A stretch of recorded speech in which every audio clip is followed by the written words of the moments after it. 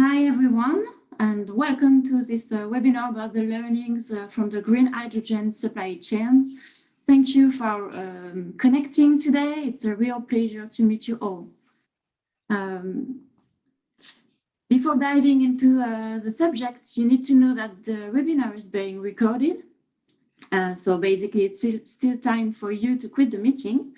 But if you decide to stay, then I would advise you to include your company's name aside your name, and it will help to know you better and facilitate the discussion. So now a quick word about the hydrogen work at WBCSD to set the scene. As you know, we aim at accelerating the deployment of hydrogen with the lowest possible carbon intensity. In 2022, we've set up a couple of work streams about policy instruments and the alignment of projects with the 1.5 scenario. We worked with different partners on pledges and about the integration of SDGs in hydrogen business models. And last but not least, we organize webinars to share best practices based on specific case studies. On the slide 3, you'll find an exhaustive list of the webinars we have organized so far, and today's webinar being the third of this year. As you can see, more will come in 2022, starting with a case study presented by BP about blue hydrogen that will take place on the 6th of September. The invitation will be sent out at the beginning of August, and we'll be pleased to welcome you for this next webinar as well. On slide 4, I will finish this short introduction with the antitrust statement. You're used to that. It's important to remind that we are here to work together, not to compete, and I'm sure you share this. So if you feel the discussion addresses one of the topics listed on the right, feel free to stop the conversation as it has not been done already. Now it's time to start. I hand over to Loïc Legard, who will introduce the webinar and our speakers. Thanks very much. Yes, just a few words to introduce this exciting webinar. So obviously we are quite in a challenging time for the hydrogen economy due to the COVID-19 and the Ukraine war crisis, coupled with this race to net zero. There is this need for rapidly scaling up the manufacturing capacity, but we're in a context with a high market uncertainty, right? There are like many announcements, but quite limited investment decisions or FID. We see a hike in the price, for example, such as electricity, which challenge the competitiveness of hydrogen solutions. We have shortages on raw materials and components, and also with implications in terms of prices. This is a new market, and there is a limited availability of hydrogen talent. Given like this increased demand, these are also new projects with challenges in terms of integration. We need to reconcile the OEM and EPC approaches, and also there are like no real international standards or guarantee of origins, which also challenge like the ESG targets for companies. These are all like challenges that we face, and we're going to discuss with our participants, 3 amazing panelists we have today, and we're going to discuss these main hurdles and solutions. We're very pleased to welcome today Xiaoting from Bloomberg, Nicole from Shell, and Luc from ENGIE. They will, the 3 of us, present their views on their challenges and learnings from the green hydrogen value chains. What we propose to you is that we have like approximately 10 to 15 minutes presentation for the 3 participants, and then to open the discussion. We're not too many today. We expect like to be around like 30 people. So what we'll do, if you're okay with that, is that you can like ask your questions or topic you'd like to discuss directly in the chat. We'll like collect everything and summarize it, and at the end, so we'll open discussion, and you will be able like so to participate and to answer to the questions which were asked in the chat by raising your hands. So we can start, and Xiaoting, we propose you to introduce this presentation. Thank you, Loic. My name is Xiaoting Wang from BloombergNEF, and I'm in charge of the research about green hydrogen production, including supply-demand dynamics, technology improvement, cost reduction, etc. And before this role, I was in charge of the solar technology research, also in BNEF. So today, I'm happy to tell an international story about electrolyzer supply chain. Next, please. So if we look back the past 4 years, global electrolyzer shipment realized an average 50% annual growth, mostly driven by green hydrogen demo projects, especially in China. Although alkaline electrolyzers dominated the market, the share of PEM had risen from 15% in 2018 to 31% in 2021. As more demo projects in Europe and Americas adopted PEM electrolyzer. But we expect PEM's share to fall below 30% this year, as the fast-growing China market is using alkaline in most all the green projects, and some large projects in other countries still prefer to use the technology with longer history and lower costs. So we will update those shipment number in late August. Next, please. So from the supply side, by the end of 2021, about 7 gigawatts of electrolyzer manufacturing capacity was available, and the value would double in 1 year based on announced expansion plans from manufacturers, while the split would remain the same at 3-to-1 between alkaline and PEM. Next, please. And if we look beyond 2022, the growth rate of global electrolyzer manufacturing capacity seems to slow down to about 80% in 2023 and further down to 55% in 2024. But those values are only based on announcements early this year. And we're seeing more newcomers during the past 6 months. So the number will be larger in our next market outlook.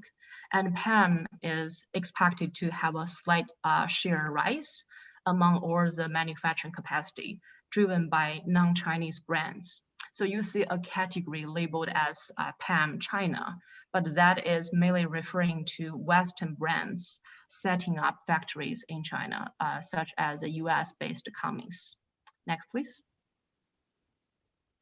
But the problem is the actual market demand is lagging behind, as policymakers are moving much more slowly compared with equipment manufacturers.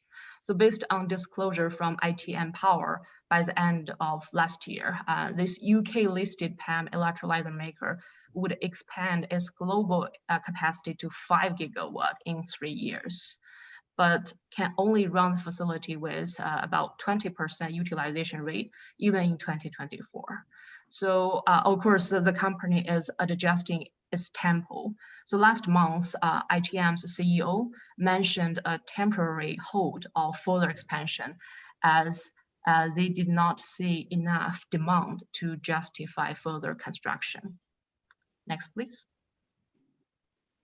And on the cost side, there is a big gap for the system capex between projects in China and those in Western countries like Germany and the US. Building an alkaline electrolysis system of several tens of megawatt in China would cost about 300, would quadruple for projects equipment with Western products and almost quintuple if switching to PEM. So I'm not showing PEM in China as a separate case here because there are no large PEM projects in that market now. And to be clear, the scope of those values cover all the equipment, including electrolyzer stack and BOP components, civil engineering and on-site installation. So soft costs such as grid connection fee are not included here. Next, please. The main reasons of the low costs in China are much cheaper labor and upstream materials and components. So here I'm showing an example of the production costs of all the equipment in China. which total only $220 per kilowatt. Note this is not for selling price. This is manufacturer's internal production cost. Next, please. So we learned those cost information from direct conversation with manufacturers, and also public bidding documents are confirming. So for example, China Petroleum and Chemical, or Sinopec, is building the world's largest green hydrogen project to serve one of its existing refinery plants. So electrolysis facility in this project will include 260 megawatt alkaline electrolyzers. And all of those electrolyzers will be delivered to the construction site by the end of this year. Next, please. And in late May, Sinopec disclosed the winners of the bidding for electrolysis equipment supply and the bidding prices. So the largest winner is Cockerill Jinli, which was a joint venture formed by Belgium-based John Cockerill, purchasing 56% of a Chinese company, Suzhou Jinli. But now this company is completely owned by John Cockerill. And the second largest winner is a brand familiar to people from solar industry, LONGi. And LONGi Hydrogen Energy is a subsidiary of LONGi Green Energy, whose main business is still solar products. Different from existing electrolyzer makers who are focusing on electrolyzer stack only, LONGi Hydrogen is building multiple factories for a vertically integrated business, covering nickel coating, which is upstream process to make alkaline electrolyzer. Stack itself, gas liquid separation facility, and purification units. And the last supplier, sorry, I haven't finished yet. So so the last supplier, Parig, is a subsidiary of a large state-owned enterprise, China Shipbuilding Industry. And Parig has the longest history of making electrolyzers in China. And the final prices are almost the same among the three suppliers, around $200 per kilowatt, but this does not include power electronics and control system, which together account for about 20% of the whole electrolysis equipment. And also this price does not include installation. Next, please. So the low cost advantage has attracted some Western players to set up factories in China. Some are building their own facility and some are setting up joint ventures with local firms. So here I'm listing 3 examples of the joint venture behavior, including previously mentioned Cockerill Jinli. Besides its joint venture with Sinopec, the US headquartered Cummins is also building its own factory at Shanghai to make PEM electrolyzers and fuel cells. Despite the bonding with a large Chinese state-owned enterprise, we doubt the feasibility of selling PEM electrolyzer in China in large volume, considering the weaker economics. So Hydrogen Pro is based on Norway, and the Chinese company it acquired is not a well-known brand as electrolyzer supplier, but was providing more upstream contract service for electrolyzer supplier. And a recent update for Hydrogen Pro is that it got a 220 megawatt contract for a project in Utah, US. And the interesting background is that the EPC that chose Hydrogen Pro is Mitsubishi Power Americas, whose parent company is Mitsubishi Heavy Industries, the 3rd largest shareholder of Hydrogen Pro. Next, please. So I mentioned the vertical integration strategy taken by LONGi Hydrogen, but that integration is all at the level of hydrogen production facility. A US-based company, Plug Power, goes far beyond that.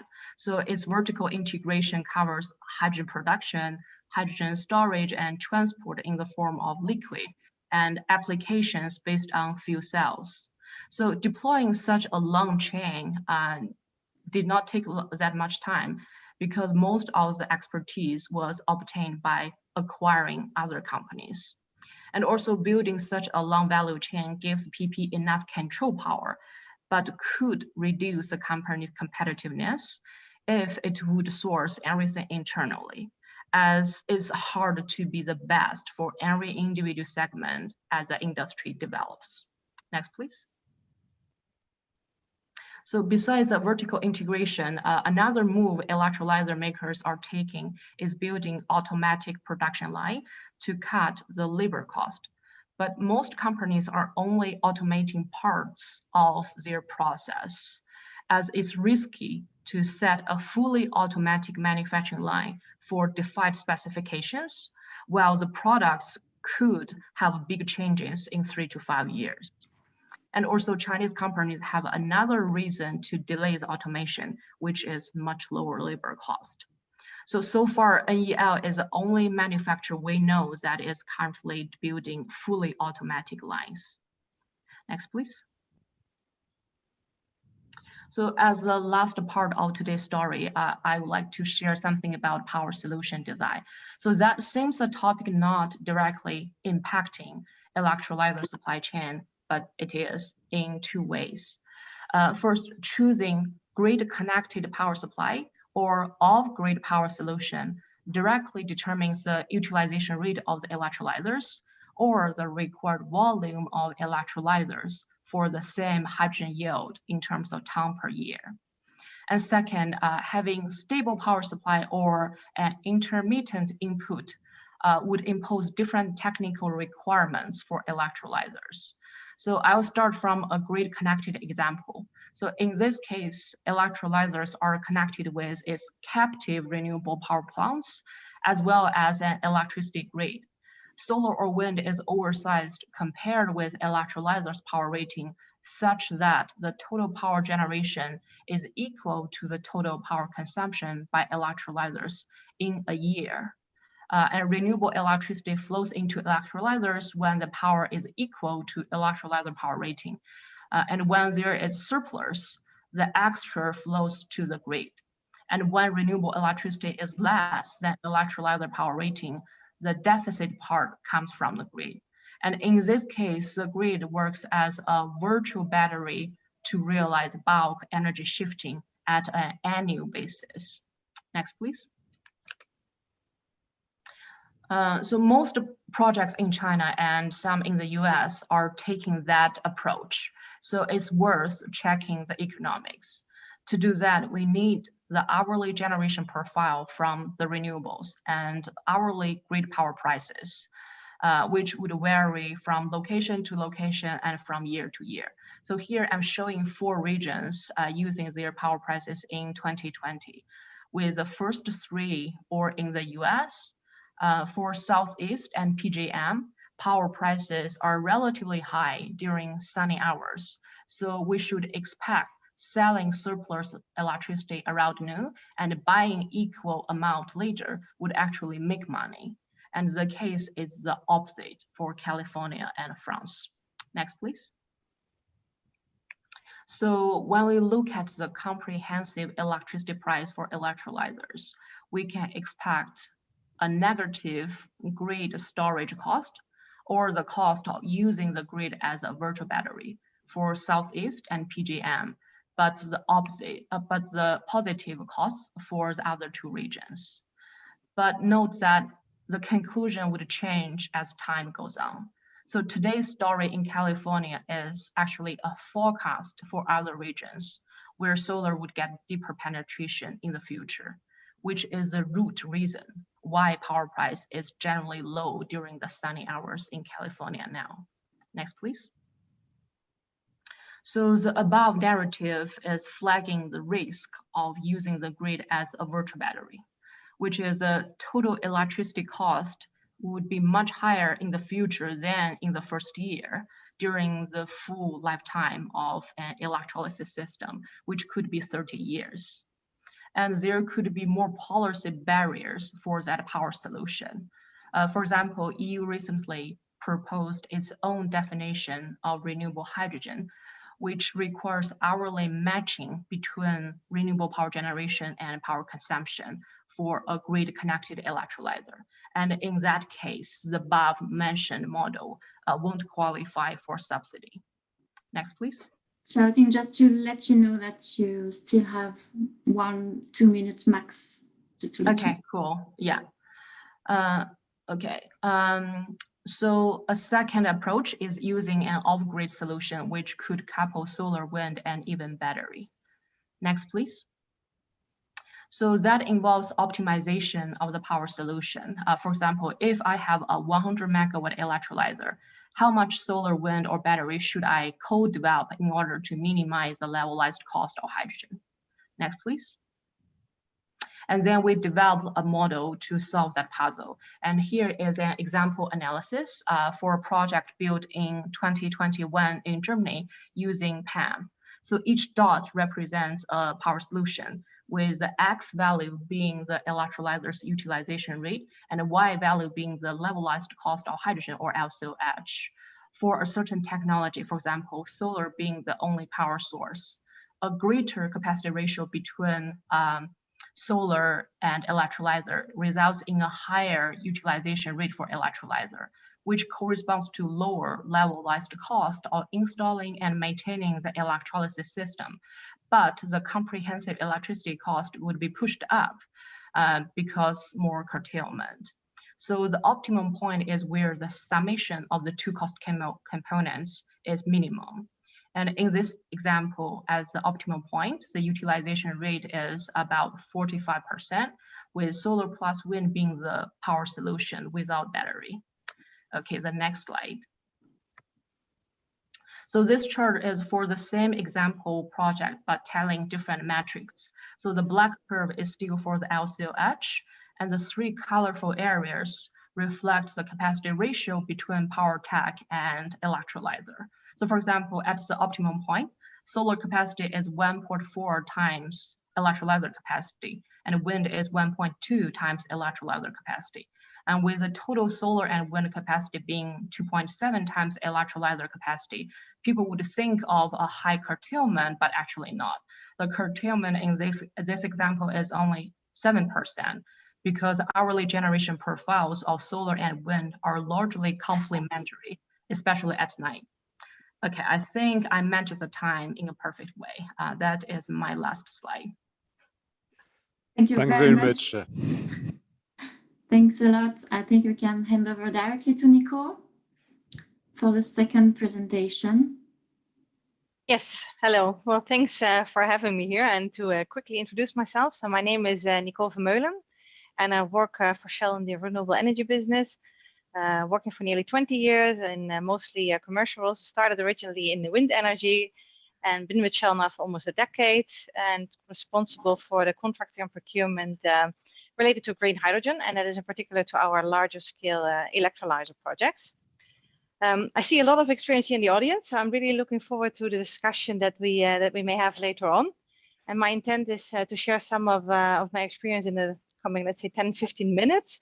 And hopefully that gives some food for thought to have a good discussion afterwards with regards to the supply chain and potential solutions there. Maybe we can jump. Yes, a lot of text on this slide. Basically, it just says that please do not make any investment decisions based on my presentation. We can move to the next one. Yeah, let's jump to the next again. I will start briefly with our Shell hydrogen strategy before I go to the supply chain challenges that we see. So Shell has been working in the hydrogen industry already since the past decade. So it means that we already gained quite some experience and built some relationships over the years, which we believe will help us now to play our part in making green hydrogen a key energy solution in the world. And we see actually opportunities in the full breadth of the hydrogen supply chain. So that includes the production, the storage, and the shipping, as well as the end customer sales. And the advantage is that we can be part of the full value chain as such. So we're working currently on various projects to scale up in green hydrogen production. And we also do quite some research and development in our R&D department on different technologies. Actually, let's go directly to the next slide, showing the European projects that we have ongoing. Yes, thanks. I think that helps me explain the 4 steps in development we see for the scale up of green hydrogen.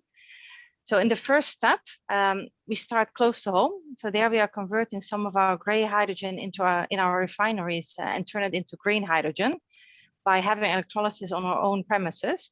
And an example for that is the Refine project we did in Germany, where we installed and commissioned a 10 megawatt PEM electrolysis plant. And that was done last summer. And then the second step is to scale up to the hundreds of megawatts. And there the offtake will be for our own size and mobility, but the plant will be off-site and not on our own premises. And a good example for this is actually the Holland Hydrogen project, which you may have heard the big announcement last week. We have taken FID, so that's a big milestone for the full team. And together with our partners, we want to create a green hydrogen hub in the port of Rotterdam. And Shell will produce their green hydrogen on the Tweede Maasvlakte, where we will be using green electricity from wind power, which is being developed together with Eneco in a consortium. And it's called Holland Kust Noord. It's the offshore wind farm. And in this plant, the green hydrogen will be produced through electrolysis, and it will have a capacity of around 200 megawatts. And this will supply our energy and chemicals park in Rotterdam, our refinery, but will replace some of the gray hydrogen used before. So by a project like this, we have many challenges, and one of the great ones is scaling up to this size within the given time frame, which includes the development of the supply chain, as currently no such large-scale projects have been built yet. So we are working really closely with the market and with various electrolyzer manufacturers and other suppliers, really assess and de-risk the technology solutions for this project and to scale it up to the 200 megawatts. Maybe also nice to mention here is that the design of this plant and building is quite unusual and not like a really traditional building. You may see the pictures also online if you Google it. But our architect has made a design with a zero carbon footprint and using circular construction materials. So this should actually help with the local biodiversity via shelter and food as well. And this project can also be seen as a stepping stone for our larger scale ambitions, such as the North H2 project. And that is the third step. So there we will not only have one site or one customer, but a cluster or an industrial ecosystem with multiple customers, again, in the hundreds of megawatts or even gigawatt scale, where we'll be serving also mobility customers. This will depend also on the backbone and pipelines. And a good example is the North H2 project, where we are working together with our consortium partners, so Equinor, Eneco, RWE, Gasunie, and Groningen Seaports. We have announced already over 2 years ago the North H2 project, which is located in the north of the Netherlands, and where we envisage to grow to a capacity of nearly 10 gigawatts in 2040. And there, this production of green hydrogen will be used to serve the industrial sector. Currently, we're still in the feasibility phase for this. And the fourth step is to have the import and export as well over long distances. So that means that the production and usage will not longer be in the same location, but in different parts of the world. And all these steps we're working on in parallel, so that's not necessarily sequential, but it's worked on in the same time. Can you go to the next slide, please?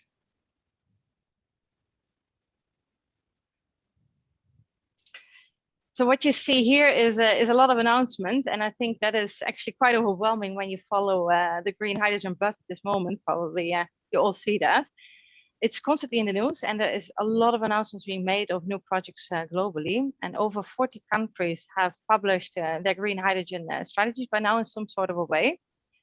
And the International Energy Agency has indicated last year that there are about 350 projects currently under development, which could bring the global capacity for green hydrogen up to 54 gigawatts by 2030. And so with all these announcements in the market, it's sometimes difficult to distinguish which projects are actually being built and which not. And the fact is still that there is very few final investment decisions been taken to date. And to assess if project really will go through probably depends on a few key drivers. And that is when the incentives are clear. That is when there's a high carbon price and a net zero ambition in the country, but also willingness to maintain the heavy industry in that country. So the overarching driver is decarbonization, and it doesn't necessarily mean the industrialization. So in that case, green hydrogen has an important role to play. And furthermore, the full ecosystem behind it is very important. So each country is different. So for example, Australia is very fortunate to have an abundance of energy, right? So with a lot of solar and wind, where that might be different for other countries. So that means that the drivers for the hydrogen are also much location dependent, and there's many factors to consider to assess potential of a project and if it actually will go through. And referring also to Xiaoting before, so there's 2 electrolyzer technologies currently in the market considered to be proven and commercially available, and that is PEM and alkaline. And as you've seen, there's only a limited number of suppliers currently in the market for larger scale projects. So I think the slides showed quite a large number of suppliers, but the ones that actually have big enough sizes to deliver these large scale projects is only limited. And if I speak about large scale, then I'm talking about the hundreds of megawatts, where we still need to be mindful that the largest installed right now is only 20 megawatts. And so for suppliers, this definition of large scale may also be quite different, a different view. And that is often already when we talk about 20 megawatts. So if you look at this list of small companies, they have been growing. Well, there's not all small companies. There's a few quite sizable in there, but there's also a substantial number of small companies, and they've been growing a lot in the last few years. So some of them have even doubled or more their staff and size in a very short time period. And as mentioned by Luc in the beginning of our presentations, there is quite a struggle also in the market to meet the resourcing demand and to find the skilled people and all the vacancies currently available. So and as you see in all these announcements, there is a very dynamic market with a lot of new partnerships and acquisitions happening constantly. So it's a market that is moving, and also on the demand side. As you just see, that there's a lot of projects being announced by many players currently, but the actual FIDs are still staying behind. So very few FIDs have been taken on large-scale projects, despite the high number of announcements being made. And that means that the manufacturing capacity might seem sufficient, or the actual expansion plans are there, as Xiaoting also mentioned earlier. But we also need really those commitments for the actual scale up. So this uncertainty in the market, with the FIDs being behind, comes back in a few other elements in the supply chain as well, which I will try to show you with a few examples. An example is that the current electrolyzer market is currently so overheated that it's often already a challenge to be just in contact with them and to get a good quality proposal if you're still in the early phases of your project.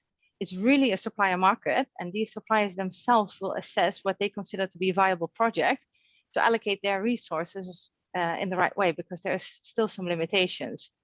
So going back to the key drivers that I just mentioned, as very few FIDs are taken, a lot of time is spent on feasibility studies and engineering at the moment, and that is taking up quite a lot of the resourcing. So that means that there's only a limited capability left, and that might also be a risk to the actual scale up going forward. And then we can think of a consequence of this is that maybe traditional tenders may not be the most suitable and most efficient at this moment. And then I'm speaking about the tenders that we have within contract and procurement, our regular tenders, but as well as the tenders that we need to do for our governments, of course, because we are requesting in a market that is very overheated and may not be fully matured yet. So, and when I speak about a market that is not fully matured yet, why I say that is because there's not been green hydrogen production been done to this scale yet. So it's still only smaller scale projects that have been commissioned and installed. And it means that we're still learning on the way.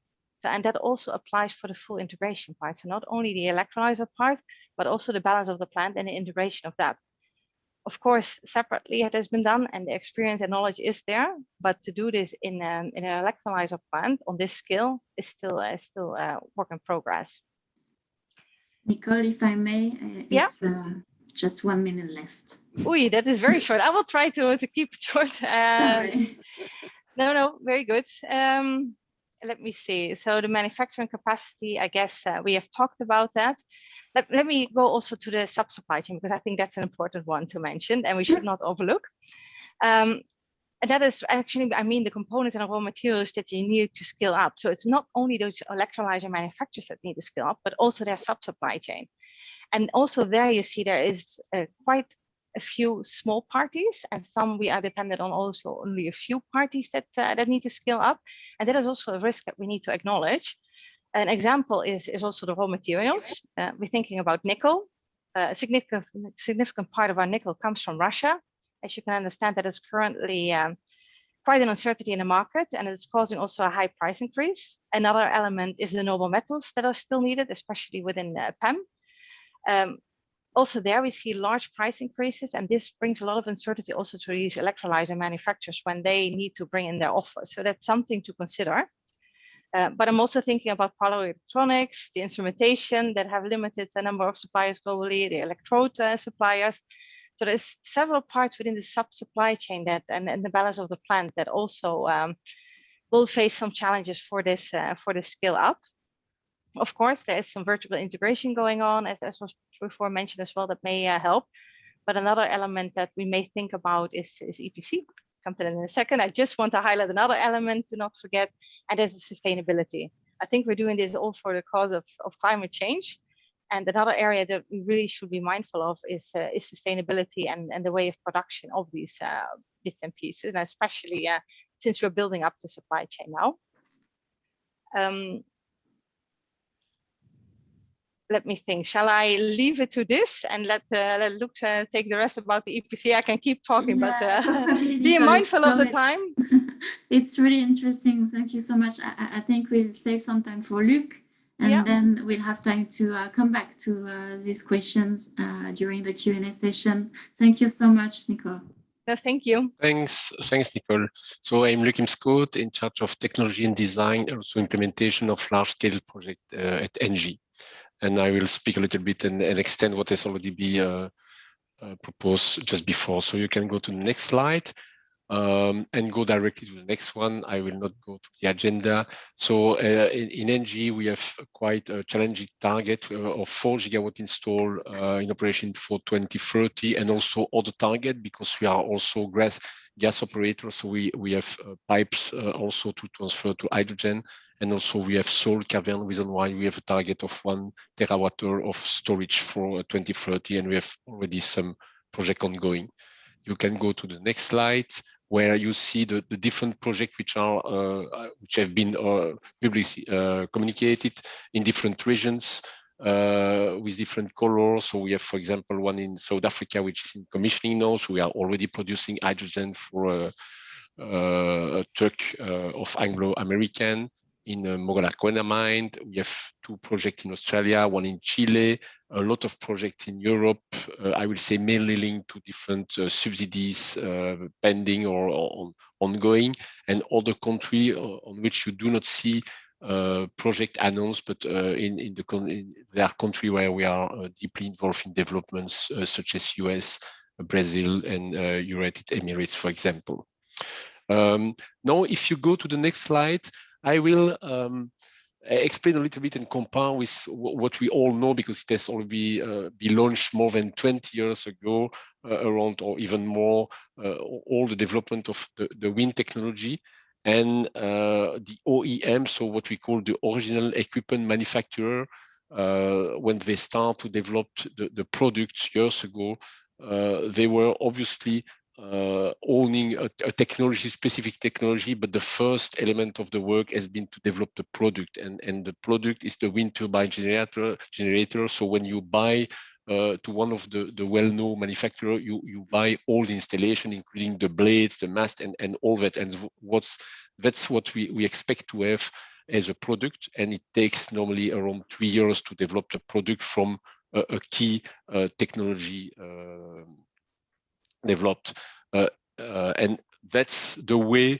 an EPC, so engineering, procurement, and contract and construction, project can be built. So EPC, they need to rely upon product already defined with specific elements, guarantees.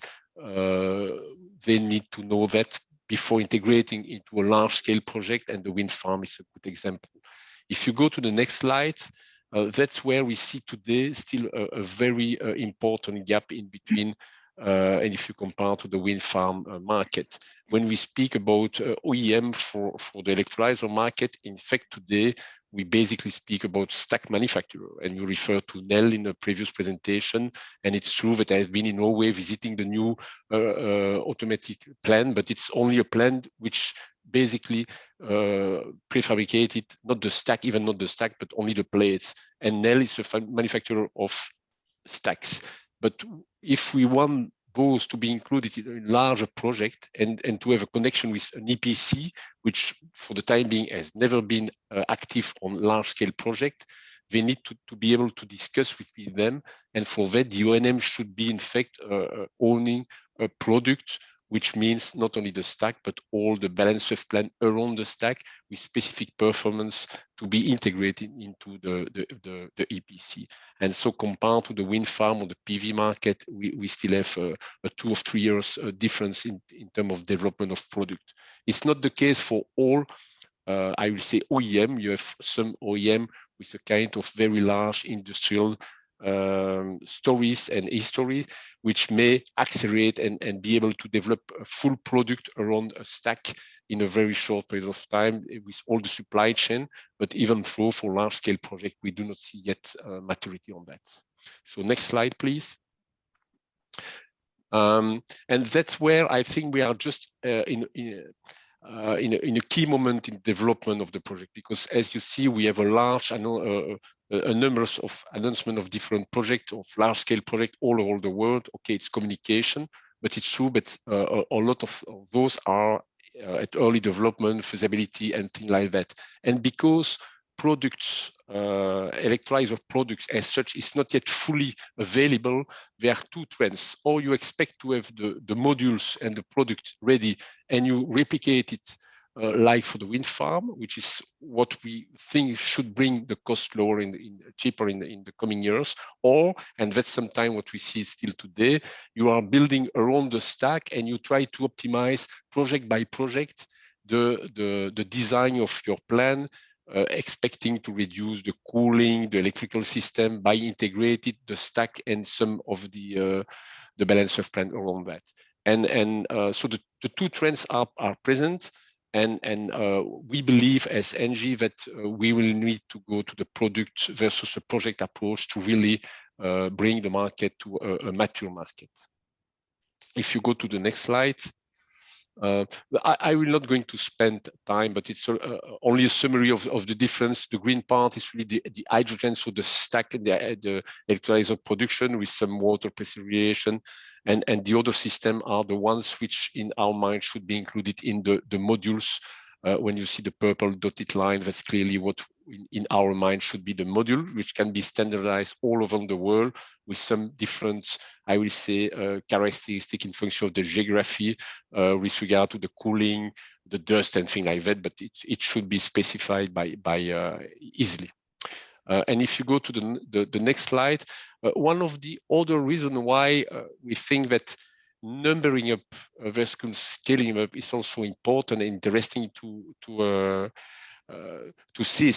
If we compare, for example, the market of the gas turbine, in which ENGIE has been for the last 30 years for this combined cycle, we have seen a lot of movement and, in fact, improvement of the technology with scaling up the size of the turbine. And there are very obvious reasons why the size of the element, in this case a turbine, is bringing added value, because in fact it's a volume equipment. So in fact, when you double the diameter, you have 4 times the volumes, and so increasing the size will automatically more than double the capacity. While for the electrolyzer, it's only surfaces. So you need to copy paste the same, but increasing the size of one stack in terms of diameter will not change a lot. It's not always black and white, but roughly speaking, you do not have similar effect on increasing the scale of a stack compared to replicating the stack and put them small stack, I will say, all around to reach largest size. And that's what we see, for example, for the automotive market, where in fact it's really a product development. So they have one element and they replicate it as much as they can, and any cost optimization on the product can automatically, by the number of the cars sell on the market, they can directly optimize their gain. And for example, for the wind, it's a clear example. So GE, they have more than 30 gigawatt installed with units which are lower 5 megawatts compared to the gas turbine, where it's really I will say a volume market, and we strongly believe that the electrolyzer market, which will need to go to a number up with standardized elements, and that's key to make the market very confident for the EPC to be involved, and also for the financings of the project, because for the large scale project, we will need to go for financing, and it's not only relying on the technology itself, so on the stack, but it's on all the integration of the system, and that's where we still, as I explained before, some gap to be filled.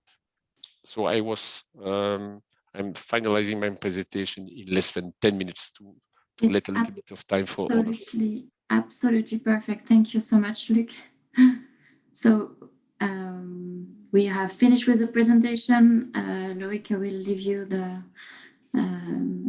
joy to make the Q&A with the audience and the speakers.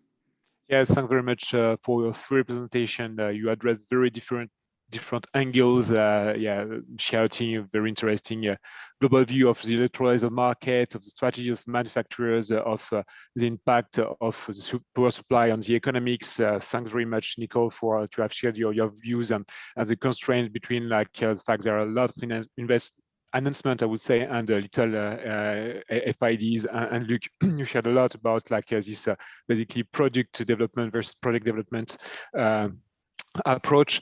Well, we have the limited question in the chat, and perhaps we can start by that. As we're not like many people, what we can do is, if you would like to comment or to add something, please raise your hand in the chat, and we'll give you the opportunity to comment. We have a first question, which actually was asked by Xiaoting about the technical metrics that EPC use when choosing an electrolyzer supplier. It's something you would like to comment, Luc or Nicole? Yeah, I can comment it easily. I will say the main driver will be the efficiency, because as you may know, more than 60% of the cost for this type of project, for the long-term business plan, is the OPEX of the energy. And so any point of efficiency increase will drastically improve your business model and your business plan. So that's clearly the first one. And after that, you have, I will say, degradation and all elements linked to not only the stack, but the modules. And I think that EPC, they are not yet fully ready to enter in large-scale projects. They are not, so they need also to rely upon good OEM, which are already progressing well in the product development sequence. If not, they will miss all the compressor or other elements which become clear when we start to build a plant, really. So it's a combination of technical elements and supply chain development of the OEM or the supplier they will have in front of them. That will be my short answer. Thank you. Is there anybody in the audience who would like to comment on that? Please raise your hand. Can I just add a quick follow-up to Luc's comments? So I was talking with many electrolyzer manufacturers, and I was trying to get the data sheet they can provide for the products. It turned out they are giving different metrics to evaluate. And when I was looking for more complicated description, like the performance when the when the input is intermittent power, so what would the performance be? And they all have different metrics, and quite often I would just get an answer yeah, we're doing the test internally, but the data is not ready for disclosure. I just want to understand whether like the EPC company are asking that and getting the answers they're looking for. I will say yes, some EPC contractor, which are, I will say, in the market for the last 3 or 4 or 5 years already, they raise such question, but potentially they will not receive the expected answer. So they need to integrate in their own design the interface which is missing because the product is not yet developed as a product for intermittency, for example, which may need, for example, to be vented every day with the loss of money and hydrogen. So there are a lot of elements which are still not matching. Okay, but the project will still like proceed, although the data is not ideal, right? Yeah, it proceed in the development phase, but for the time being, for signing EPC, we have signed an EPC. So we as ENGIE, we are already one really starting. It started 6 months ago with an EPC and an OEM really reporting and integrate as subcontractor of the EPC, and it works. But that's have been a long journey to match and to make that all clarified before reaching the FID or the signature of the EPC contract. But yes, it can work, but it's still not yet mature. Thank you. We have a second question or comment from Pedro from EDP. Pedro, feel free to add on that. But yeah, it's true, we haven't like really talked about the carbon footprint of the supply chain, and I think you have a question regarding the carbon footprint of using the LCA approach.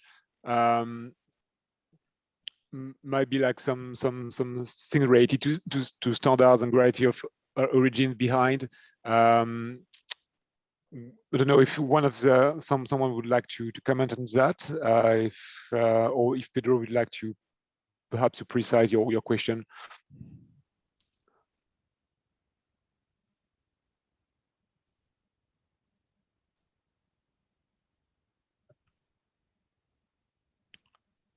I will say.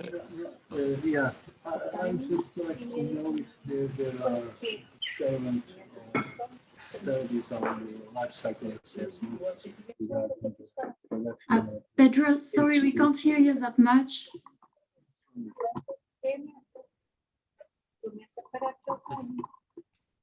It's better now? It seems. Can you speak a bit louder, please? Yeah. I would just like to know if there are current studies on the life cycle assessment regarding the production of green hydrogen for different sources of energy. Okay. I will say in ENGIE, I guess like others company, yes, we are progressing with such studies.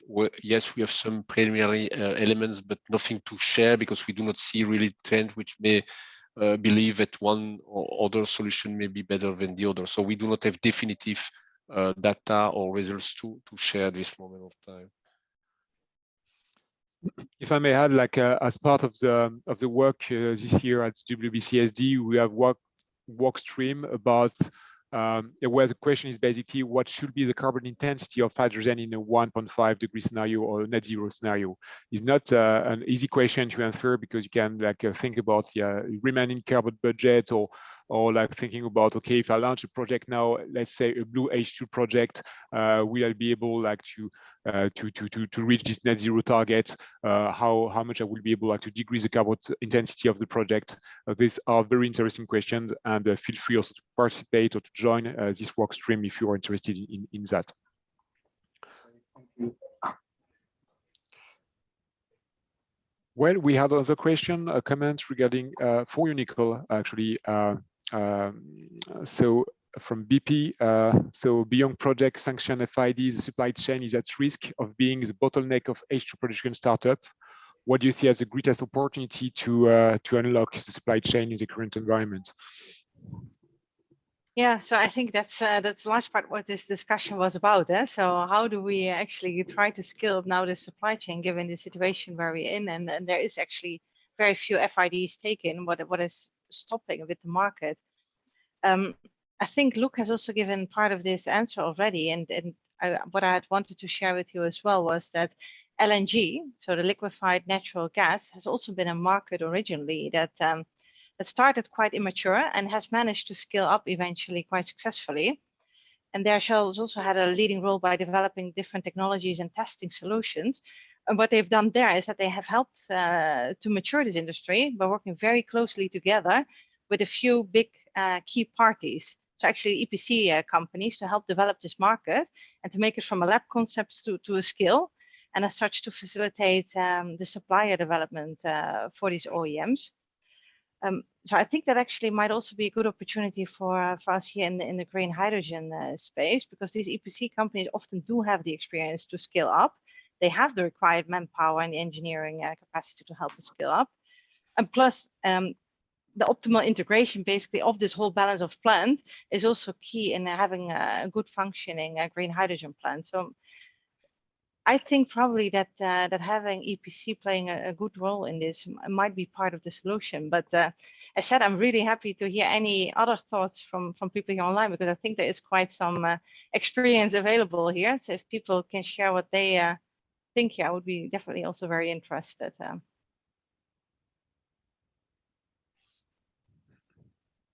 Please feel free to comment directly to open your microphone and video.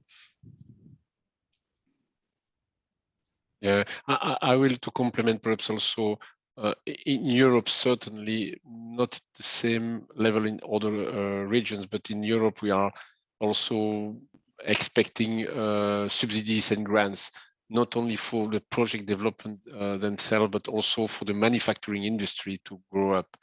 And that's, I think, one of the key elements to really kick off this technology, at least in Europe. It already started in Australia, but Australia subsidy have already been launched. And so they are quite in advance to a certain extent to launch the market there. And US, with the tax bill, will potentially accelerate drastically as soon as the scheme will be defined.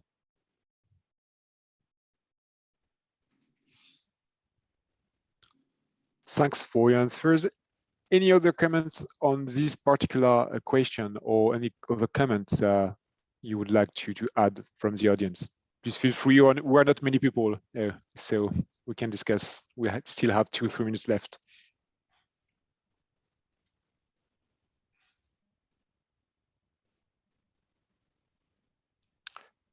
There is actually one other question in the chat.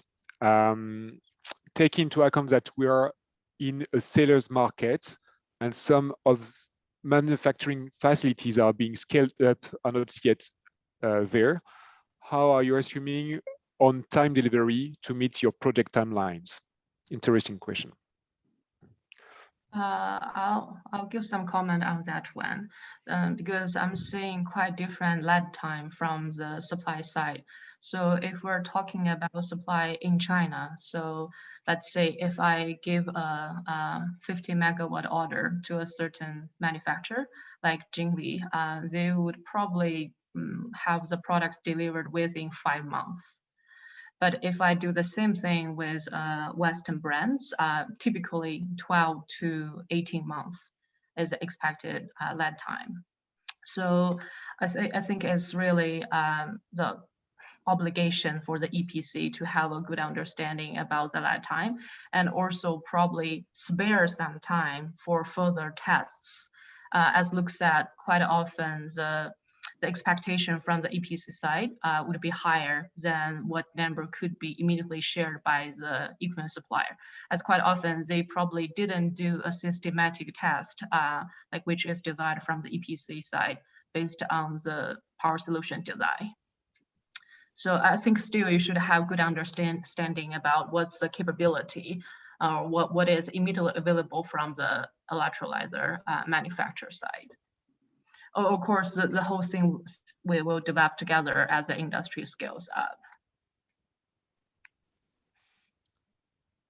Thanks very much for your answer, Xiaoting. I think we're reaching the end of the hour. Céline, I may ask you to close the discussion. Yeah, thank you very much to all our speakers and to you also, Loic, for the facilitation. I hope it was really interesting for you as well. And thank you for the few questions and comments in the chat. I will close this recording, and it will be available later if you want to review it. You will have our contact as well in the slides. So if you want to continue the discussion on several topics, please feel free to contact all of us. And yeah, have a nice day. It was a really pleasure to be with you for this hour, and hope to see you at the next webinar in September. Thank you very much. Thank you. Bye-bye. Thank you. Thank you. Bye. Thank you, everyone.